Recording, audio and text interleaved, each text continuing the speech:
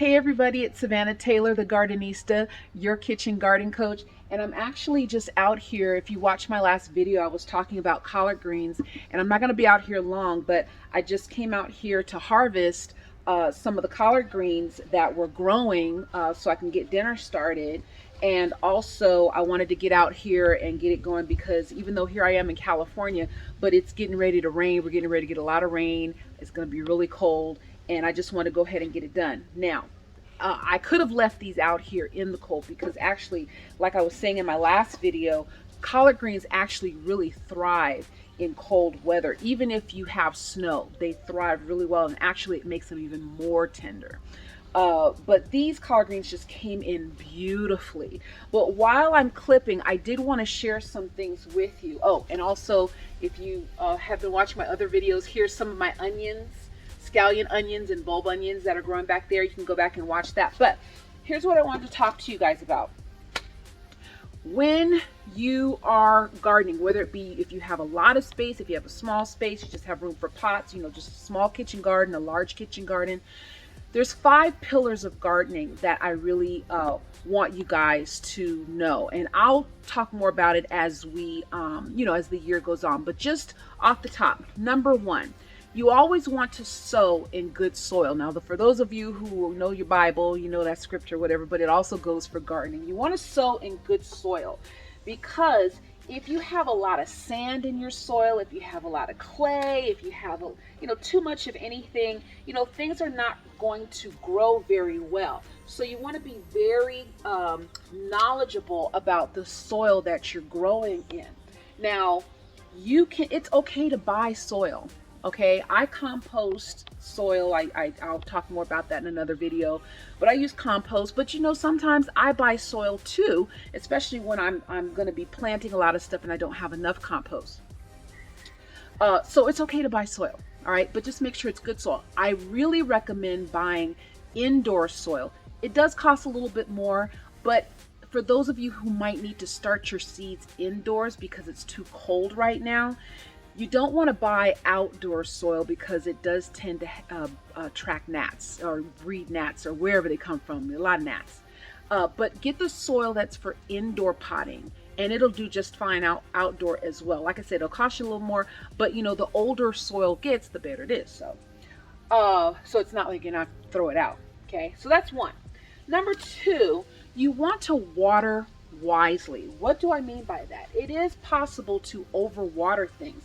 Like if you see certain things turning yellow, it's too much water. You also don't want to get in the habit of watering everything on top because you can invite a lot of leaves, especially if it's not arid enough. They don't have the ability to dry out enough, and it can invite disease and pests and things like that. Now, that's not to say you can't let any water get on your leaves. I'm just saying, as a practice, try watering from below. Water, right in the soil instead of just spraying the leaves and hosing them down. And you don't want to damage your plant. That's just watering wisely. You can also conserve water by using a pot. Like I'll fill a barrel and just dip your pot, and that way you can kind of measure how much, especially in the summertime. That's a good idea, because in the wintertime you're not watering as much, especially if you get a lot of rain and snow. I'm here in California, so we got to be smart about our water, in case you haven't heard. The third thing, the fourth, I apologize, you guys. So that was the second thing. The third thing is know your season. What do I mean by that? I'm in California, so I can pretty much plant and grow stuff year round, almost. Now, we still get cold, all right? We still get hot, dry stuff where everything don't grow all the time. But know your season. If you already know that you're not going to get 60 degree nights until late April, early May, whatever, well, then you need to start your seeds indoors and time that, okay? If something doesn't grow to maturity for 3 months, then okay, I got March, April, May, or I got February, March, April. You can time it that way. Know your season. I start my seeds indoors just as a habit of giving my germination a head start. But you don't have to do that, okay? Some stuff does just fine just plopping it right in the dirt. but know your season. And if you don't know your season or your zone, as a lot of gardeners will say, you can Google that. It's real easy, real simple. And if you've lived in a particular state for years, you already know it don't get warm until such and such time. The fourth thing you want to remember is to fertilize to feed. You don't fertilize just to be fertilizing. You can over fertilize things, and you'll get a lot of big pretty leaves, but you won't get any fruit. Isn't that interesting? Yeah, you won't get a lot of fruit. So you want to fertilize. I fertilize like when I see things beginning to fruit, I'll fertilize. And then towards the end of when I get closer to when I'm going to pick them, I'll fertilize again. And I'll probably start them in a nice little fertilized, if I'm, transplanting the little sprout into the dirt, I'll put it in a fertilized soil. But you don't want to over fertilize, okay? Because when I was a new gardener and I was just starting out, I remember, man, I was on it. And a thing about fertilizers though, I use a compost tea, which means I take my rotten kitchen scraps and vegetables and stuff, and I add water, and that runoff is a wonderful nourishing fertilizer for your plants. You really don't need to buy fertilizer, but if you don't have compost, it's okay to buy fertilizer. Stay away from Miracle-Gro. But anyway, just use organic things, not made by that company that I just mentioned. And that's because they put a lot of synthetics and things in there that you might not, if you're trying to grow organic, you might get big pretty vegetables from that particular fertilizer, but it's not going to be organic. It's going to have a lot of synthetics and things like that. So I stick to organic things, and like I said, you just read the labels. You can read the labels. Again, compost tea is the best in my opinion. But the last thing is be a good steward of your garden. Gardening, I wouldn't say gardening takes a lot of time. I mean, I'm out here, the only reason I'm out here as long as I'm out here is because I'm talking to y'all. But I really just came out here to harvest these collard greens, and then I was going to go back inside because, like I said, it's about to get cold, it's about to get rainy. But, I would say for the size garden that I have, and I do have a lot of space here, so I do have a lot of gardening, but even when I'm on the hot days and I have to water, it takes me about 45 minutes to an hour.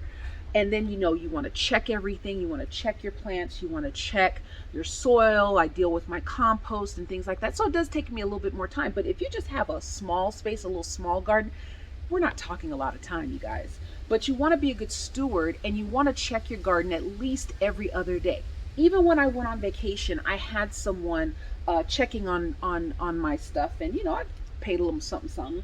But you might not even need that. You might even be someone who puts in a watering hose, a watering system. I can't think of the name right now, but some people put in piping, and a timer, and it waters it. Or you just, like I said, might have a neighbor come over and, can you please water my garden? This is how you do it.